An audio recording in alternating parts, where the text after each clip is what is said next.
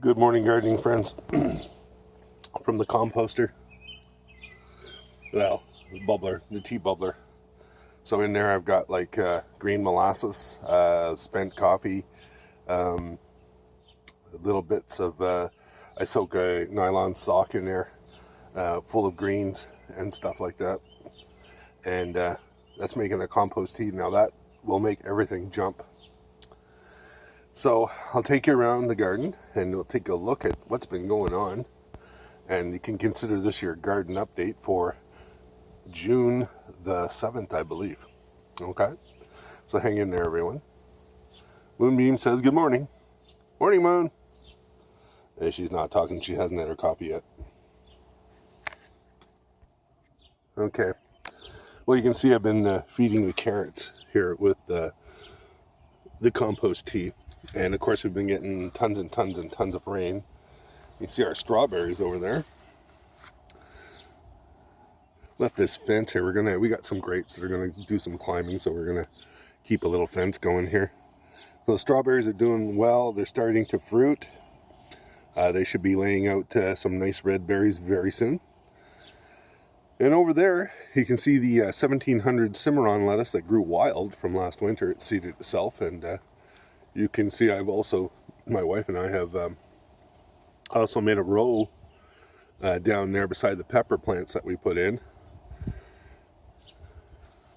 And our mystery plant there is starting to look more and more like a wild pumpkin. We shall see as the days progress. What the hell is it? We have another mystery one over in the other garden. I'll show you later. There's a clump of strawberries there. We're going to have to divide all these up at the season's end, because you don't let strawberries go more than 2 years. Otherwise, they just bind up and your fruits get really poor quality and small and are hard like wood. All right, let's carry on. Now, the spuds have been coming up, and you can see I've taken this cardboard as I said I was going to do. It rained a lot. This cardboard is getting kind of compromised as far as quality goes. So I think what I'm going to do is I've got a mesh, as you might be able to see here. And I'm going to wrap that around the outside here to give it a little extra stabilizing support. And then I'm going to take either duct tape, which is man's best friend, or a bungee cord, which is second best friend to man, and take that and wrap it around and give it like a girdle kind of effect to keep it all in place. But these are the red chieftains. They are spectacular. I'll bring you over to the superiors, which I've moved over to a sunnier location earlier in the morning. They weren't doing as well, so I thought maybe I'd give them a bit of a shot of sun. Although we haven't had much of that. It's been raining nonstop. If you look at the garden, you can see the soil is just saturated. It'll be days before this dries out. This is a far north cantaloupe. It's been so cold, nothing else has germinated here. This is the Shishowskis. Nothing else, again, has germinated. I don't know if we're going to get any more. I'm just going to keep planting until we get something in some weather that'll germinate these cantaloupe. And I have another one over on the other side of the yard, which I'll take you to in a little bit as we continue on with our garden update. Okay, you can see our scarlet runner beans. In here I planted yellow regular beans, and over there I planted peanuts of Valencia, because Valencia does best here in Canada. Now, will the squirrels dig some out? Probably, but not them all. So the beans are going to start climbing this fence very shortly. Maybe with the weather, if we have improved weather, which we do have in our forecast, maybe next week. But if it stayed the way it is now, I don't even know if it'd make it. Little calendula down there. Some plant that I'm not familiar with. Eternal nightlight. More beans. Echinacea. Onions in bloom. And more good stuff.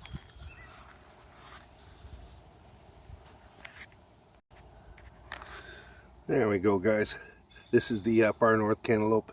I've got the tomato cage already so it can climb. I don't know how far. These usually go about 3 to 6 feet, so it might just go up and over and then dangle down, which is fine. They're doing well.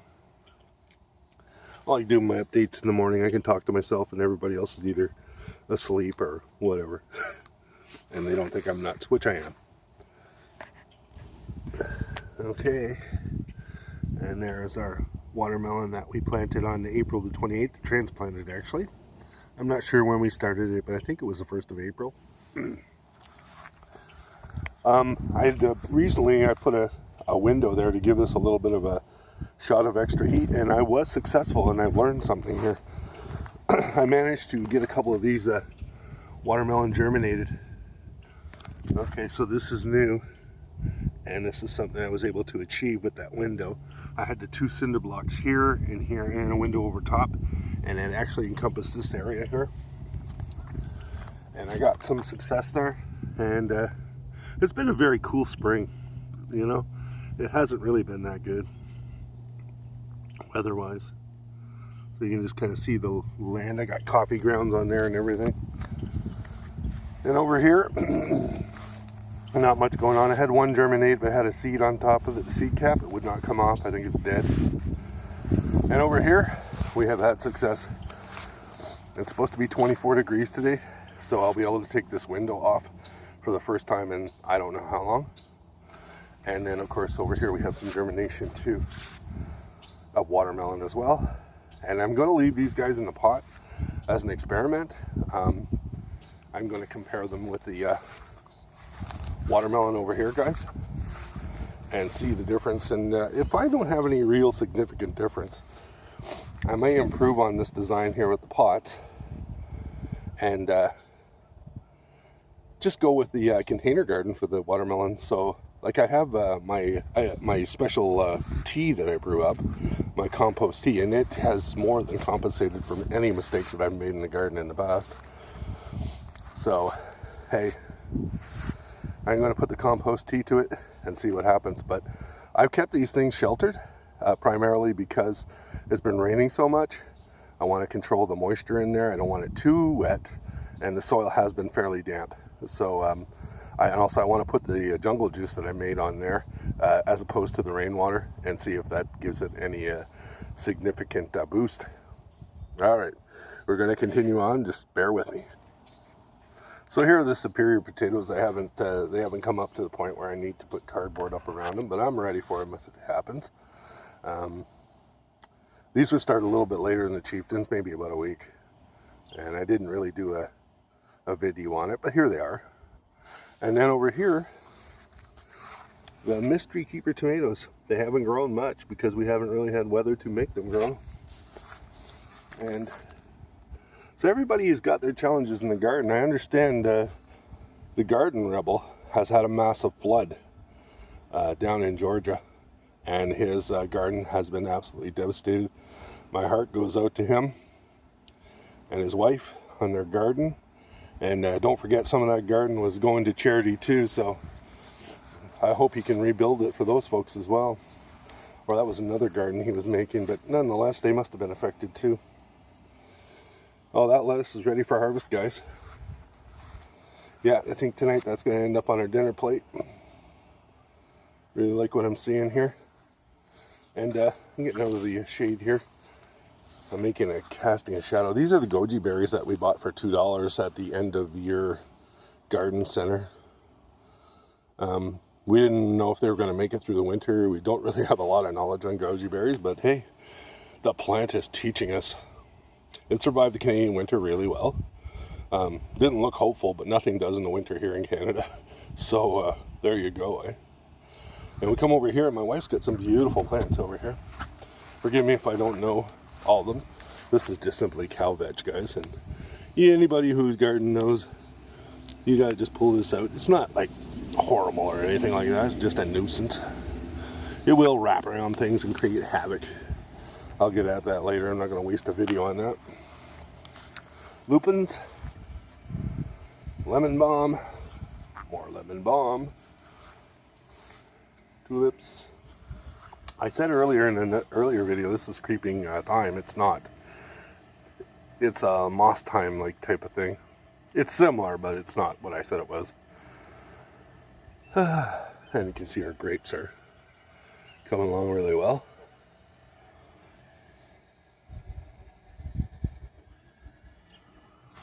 Alright, and then our corrugated grass. And I'm going to show you something else, guys, besides our mess here. Hey, we're people just like you. We have our messes. Hang on, guys. Okay, I had some transplant issues. I had watermelon that was growing too close to the sides, so I had to dig it out, and I retransplanted it over here. I got one here, and I got one here. Now, will they survive? I don't know, because we had some seriously cool weather. Last night it got down to 4 degrees Celsius, so figure it out. So we're going to wrap this all up where we started here at the composter. This is the blood, the food that feeds these plants. This is what's going to make the difference. I got challenges here in Canada. We got a climate that's so unpredictable. Generally the summers are hot and warm and humid, but springs can be, well, as you can tell, this spring has been unpredictable. And the autumn too can also be unpredictable as well. You never know what September's going to bring you in this part of the woods. So I'm going to tie this all up, guys, with a look at some flowers in our cherry tree. Cherry tree's beautiful. And more lemon balm and stuff. And then my wife has created this beautiful container of various plants and flowers. Very, very attractive setting. It's got a little hummingbird light in it, night light, and it comes on at night. So there's our little, and we got wild kale. Oh yeah, it's Russian kale, and I planted it way back at the back of the house, but you know, birds and squirrels, what they do. Anyway, it's been I'm glad you've come along with me here in the garden for the update. Pleasure having you along. If you haven't subscribed and you like what you see, please subscribe, and if you already have, I thank you very, very much. I hope this was a nice, calm, relaxing tour of the garden for you. We're all about for now, but not forever. Take care, everyone.